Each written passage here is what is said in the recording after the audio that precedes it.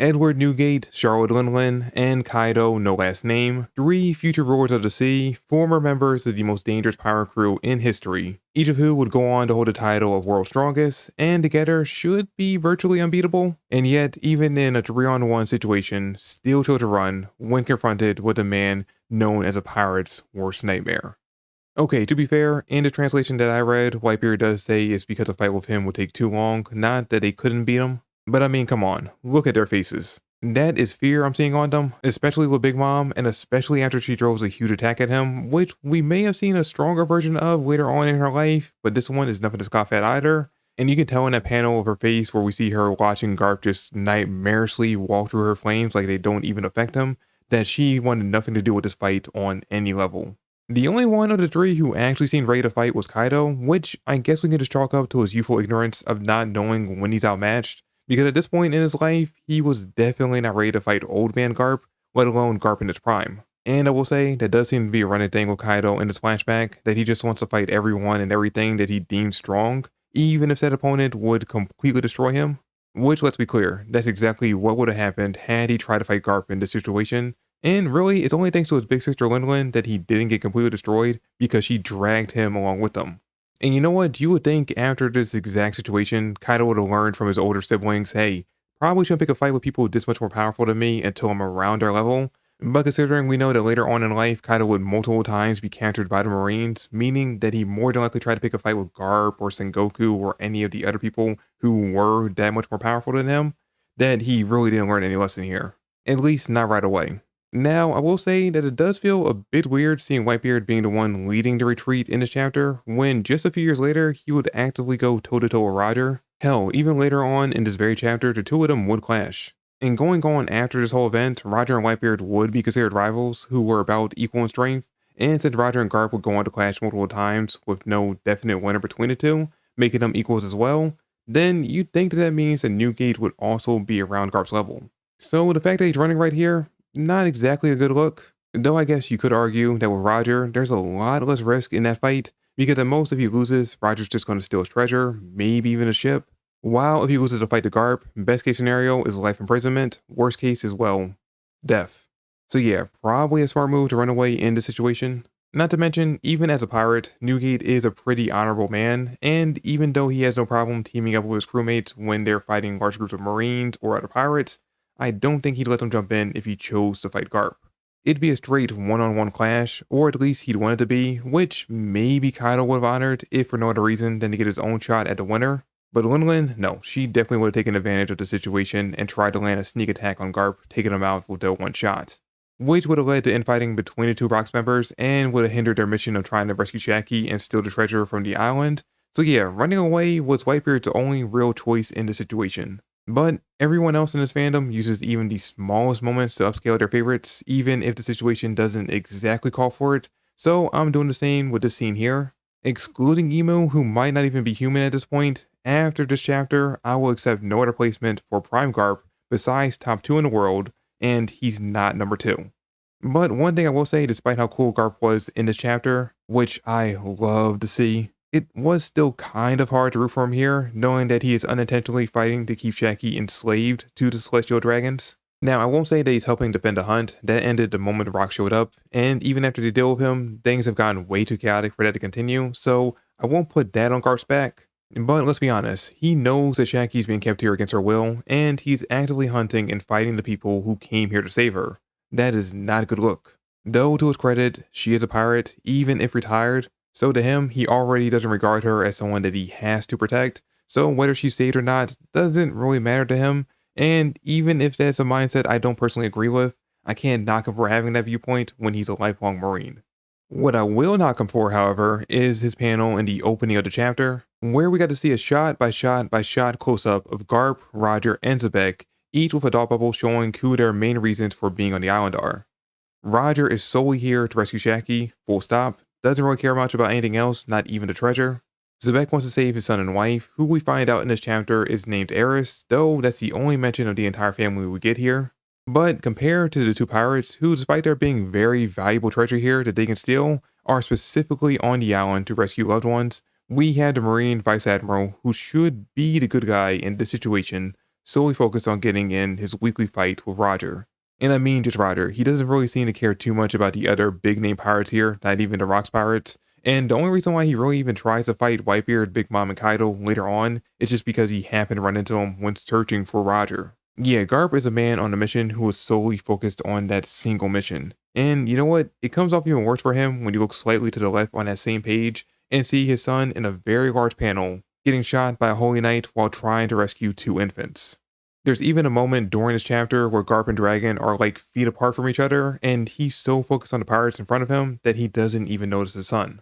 Honestly, Whitebeard does more in this chapter to protect Dragon than Garp does by slicing the Holy Knight in half moments before she's about to end the young Marine, and he seemingly didn't even know the kid was there. Yeah, no matter how you slice it, this was not a good look for Garp. Unless all of his hockey points were put into armament and conquerors, and his observation is basically non-existent, because otherwise he should have been able to detect his own son being that close to him, and if he did know he was there, he clearly was not worried about him being caught up in the crossfire. Honestly, I can't believe I'm about to say this, considering the fact that Garling of all people is here on the island as well, but this single chapter has really made Garp seem like he is the worst out of the 3 dads that we have here currently on God Valley. But speaking of dads, because he would much later on in life go on to be one, Dragon continues to be the best part of this whole event for me, because he is the only one so far actually doing the saving he set out to do. There will be another big save later on in this chapter, probably the biggest one we're going to get of the entire event, but for now, we're focused on Dragon, who, despite facing certain death because he was being attacked by a holy knight, despite being just a simple marine,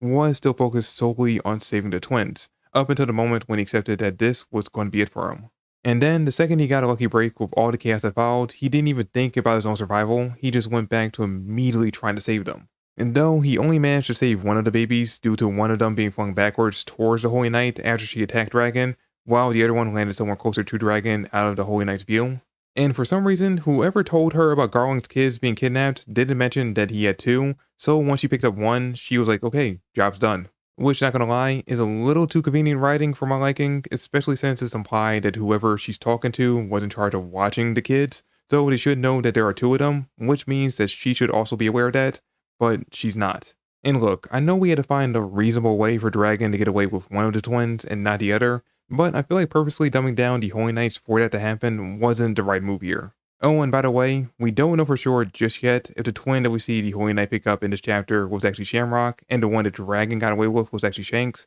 because there is still more to the flashback that we haven't seen just yet, so there is still time for the 2 to get switched again. And while we're talking about the Holy Knight, this particular one's name is Maffy, and she is part of the Satchel family, which I believe is a brand new Holy Knight family that we're being introduced to here in this chapter, and so far she is definitely my favorite of the ones that we met in this flashback. It's mostly the design. I really love her design. I don't know why, but it's giving me Don Flamingo flashbacks, and I really enjoy that. But the fact that I'm enjoying her character so much makes me even more nervous for her odds of making it out of this whole event alive once she reports back to Garling and realizes that she let one of his kids get taken away. And based on the way whoever sent her after them was talking, likely another Holy Knight, Garling must have the power and authority to punish them severely for this blunder. And we've seen how Garling punishes other celestial dragons, and I imagine he's going to do even worse to them when he finds out that they let one of his kids get taken away. And look, I know so far Garling has not been shown in the best of light with the whole, killing their mom thing, and even the stuff we've seen him do in the present day, but we haven't seen anything exactly hinting to him being a bad dad just yet. In fact, we've kind of seen the exact opposite, since he not only welcomed Shakes back into the family after being raised by a pirate, the king of pirates no less, but also seemingly let him go back to being a pirate with no fuss. I'm not saying he's a good guy in any sense of the term, but he might be at least a semi-decent dad by One Piece standards, and if he is, the immediate future does not look good for Maffy. But moving on from one Holy Knight to another, Summers seems to be speedrunning his way to the absolute worst character award, because every time this man is on panel, he's doing something that it makes me want to reread his fight with Gabon over and over again, specifically the part where Gabon slices him up like Christmas ham. Seriously, the rest of the Holy Knights are evil, but he makes them look like saints in comparison. Now, instead of fighting off the invading pirates like he's supposed to, Summers decides to skip past all of that and just go straight to Shakky, because he knew even if the pirates hadn't come to rescue her, Garling would have taken Shakky for himself, regardless of who won the competition, so he knew there was never a chance of him having her. So he decided to use the chaos of this whole thing as a smokescreen to get his alone time with her, which thankfully isn't to do what you think he would do in the situation, given how twisted and sadistic he is, and instead it's just him planning on killing her. But even that is for his own twisted pleasure of getting to see the reaction of the pirates who fought so hard to save her, only to discover she was dead long before they found her. Seriously, if there's anything I'm looking forward to the most when we finally exit this flashback, it's seeing whoever ends up fighting him, putting him in his place. And given the fact that most of his targets have been almost exclusively women and children since his introduction into the story, it seems like more than likely it's going to be Sanji that ends up fighting him. But until we get that fight, we just have to make do with the extremely satisfying scene of Rayleigh one-shotting the Holy Knight, hitting him so hard that he creates one of those cartoon human-shaped holes, saving Shakky, and finally cementing their relationship. And this final scene between the two of them is so powerful and such a great way to end the chapter, because we have Rayleigh apologizing for not only being late in saving her, but also in accepting her feelings finally, and the fact that she's happy that he was the one that found her. It's honestly scenes like this between these two that really make me think that Oda's wrong about his whole mindset of not being good at writing romance, because multiple times throughout the story, whether it be Sanji and Pudding, Rebecca's parents, this scene here, we have seen that Oda can write good romantic subplots. And as someone who loves reading a bit of romance mixed in with all the kicking and punching in his battle shonen manga, I'm really hoping that going forward, we get to see more intertwined in the story. But all in all, we do end the chapter on a pretty happy note with the conclusion to the romantic plotline between these two, which unfortunately I think is going to be the last good moment we'll have in this whole event. Everything else from this moment on, I'm pretty sure is going to be a downhill spiral of depression, because the only plot lines that we really have left hanging over our heads are the fate of Zebek's wife and his death. Well, those and dragons storing Shanks inside a treasure chest and possibly getting his devil fruit, but that's likely going to be at the tail end of the God Valley section of this flashback. So, from the next chapter onward, we're going to see events fall into place to set up Zebek's finale in the story. And whether that comes from him being controlled by Emu and forced to fight Roger and Garp, or him sacrificing his life to protect his family, we know that his last moments in this world are going to be tragic.